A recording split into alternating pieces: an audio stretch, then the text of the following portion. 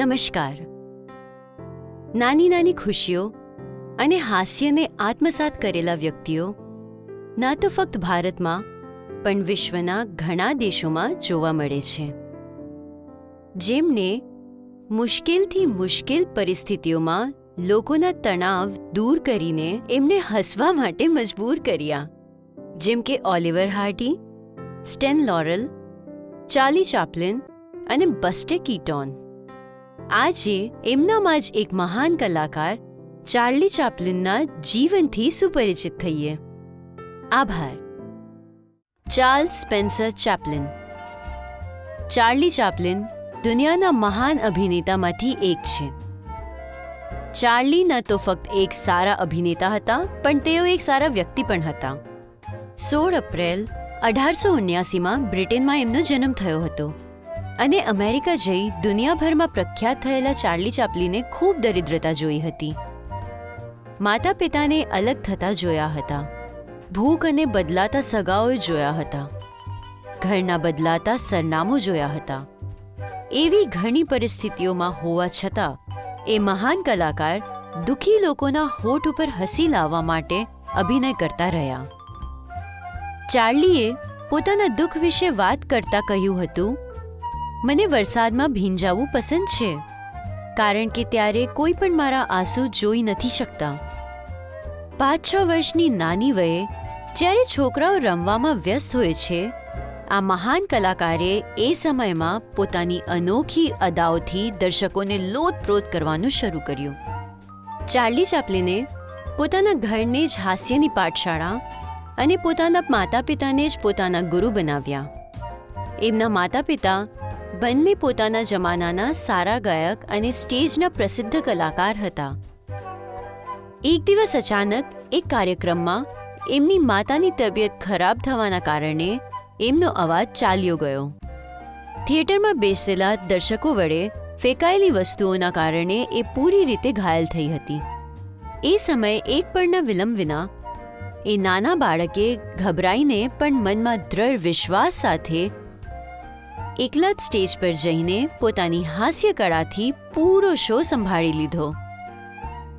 એ પછી ચાર્લી ચેપ્લિને પોતાના જીવનમાં ક્યારેય પણ પાછળ વળીને જોયું નથી.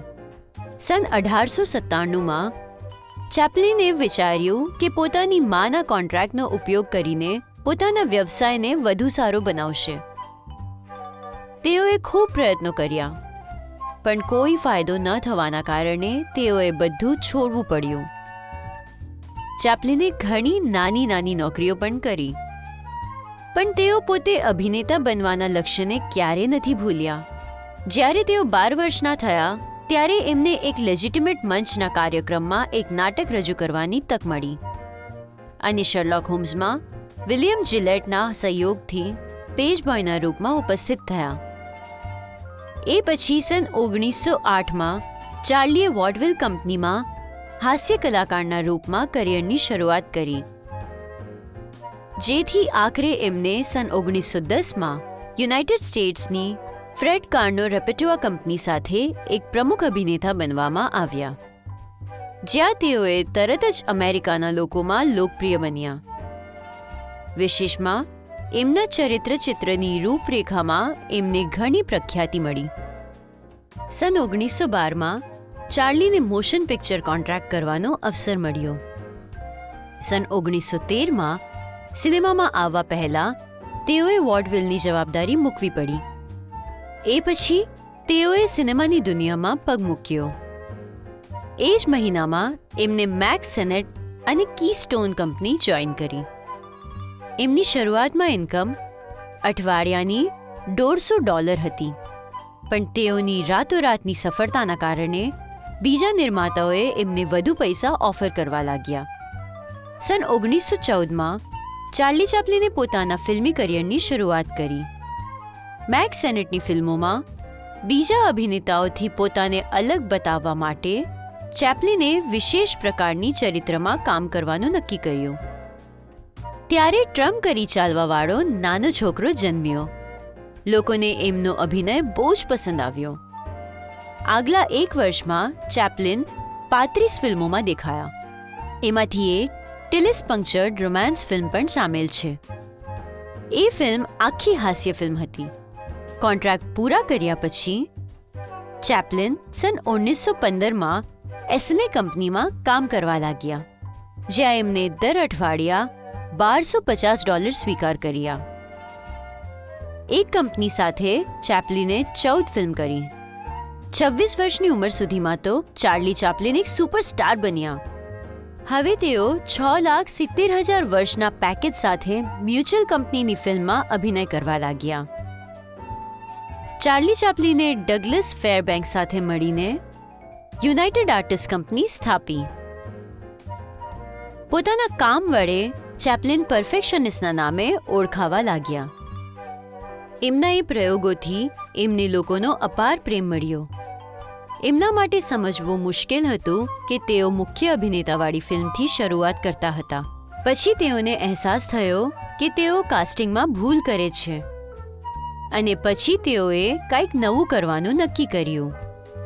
20મી શતાબ્દીમાં ચેપ્લિનનું કરિયર વધુ વધવા લાગ્યું.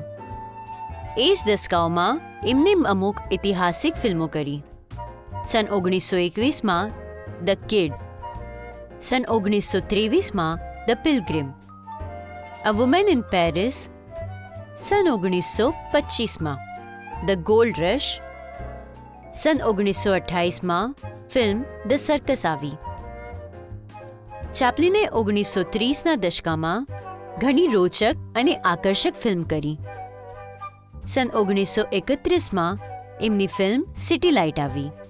એ ફિલ્મથી એમને વ્યવસાયિક સફળતા મળી અને એ ફિલ્મમાં એમને પોતાનું સંગીત સામેલ કર્યું હતું. ચેપ્લિન એક ખૂબ સારા નિર્માતા પણ હતા. ચેપ્લિને સન 1940માં બનેલી ફિલ્મ ધ ગ્રેટ ડિક્ટેટર, જેમાં હિટલર અને મુસોલિની સરકારનો ઉપહાસ કર્યો. સન 1992માં સંયુક્ત રાષ્ટ્ર અમેરિકાના એટોર્ની જનરલે ચેપ્લિનના વિરોધમાં અપશબ્દો કહ્યા. ચેપ્લિને ગુસ્સે થઈને સંયુક્ત રાષ્ટ્ર અમેરિકાને આવજો કહ્યું અને સ્વિટ્ઝરલેન્ડના કોર્સિયર-સુર-વેવેમાં એક નાના ખેતરમાં રહેવા લાગ્યા. ચેપ્લિન સન 1972માં છેલ્લી વાર સંયુક્ત રાષ્ટ્ર અમેરિકા ગયા, જ્યાં એમને ઓનરરી એકેડેમિક એવોર્ડ અપાયો. ચેપ્લિનની છેલ્લી film 1967માં a countess from Hong Kong આવી, જે એમની પહેલી ફિલ્મ નિર્માતાવાળી અને એકમાત્ર રંગીન ફિલ્મ હતી, જેમાં તેઓએ સોફિયા લોરેન અને માર્લન બ્રાન્ડોને કાસ્ટ કર્યા. એ ફિલ્મ બહુ ના ચાલી. સન 1975માં ચેપ્લિનને માન્યતા પ્રાપ્ત થઈ, જ્યારે એમને મહારાણી એલિઝાબેથ વડે ધ નાઇટની ઉપાધિ મળી. 25 ડિસેમ્બર સન 1977માં સ્વિટ્ઝરલેન્ડના કોર્સિયર-સુર-વેવેમાં એમના ઘરે જ એમનું મૃત્યુ થયું. એમની પત્ની ઉના અને એમના 7 છોકરાઓ સાથે એમના મૃત્યુ વખતે એ એમના પલંગ પર જ હતા. ચેપ્લિનનું પાર્થિવ શરીર ચોરાયું હતું અને 2 લોકોએ એમને સ્વિટ્ઝરલેન્ડના જીનીવામાં એક ઝીલ પાસે એક કબરમાં એમને દફનાવ્યું હતું. શરીર પાછું આપવા માટે એ લોકોએ એમના પરિવાર પાસેથી $4 લાખ માંગ કરી હતી. એ માણસોને ગિરફ્તાર કરવામાં આવ્યા અને 11 અઠવાડિયા પછી ચેપ્લિનનું શરીર પાછું મળ્યું. ચાર્લી ચેપ્લિન ન તો ફક્ત એક કલાકાર હતા, પણ તેઓ લોકોને હસવાનું શીખવાડતા હતા. એમનું માનવું હતું કે મારું દર્દ કોઈના હસવાનું કારણ બની શકે છે, પણ મારી હસી ક્યારે પણ કોઈના દર્દનું કારણ ન બનવી જોઈએ. જો આપણે હસ્યા વગર એક દિવસ પણ વિતાવીએ તો એ દિવસ નકામું છે. જીવન નજીકથી જોવામાં ત્રાસ છે અને દૂરથી જોવામાં કોમેડી છે. આ દુષ્ટ દુનિયામાં કાંઈ પણ સ્થાયી નથી. આપની મુશ્કેલીઓ પણ નથી. હસવા માટે તમારે તમારી પીડા સાથે રમવા માટે સક્ષમ હોવું જરૂરી છે. ચાર્લી ચેપ્લિનના એવા ઘણા વિચાર આપણને પોતાને અને બીજાઓને ખુશ રાખવાની પ્રેરણા આપે છે. તેઓએ પોતાનું આખું જીવન લોકોને ખુશીઓથી ભરેલા પળો આપવા માટે વ્યતીત કર્યું. એમનું પૂરું જીવન આપના માટે પ્રેરણાદાયી છે.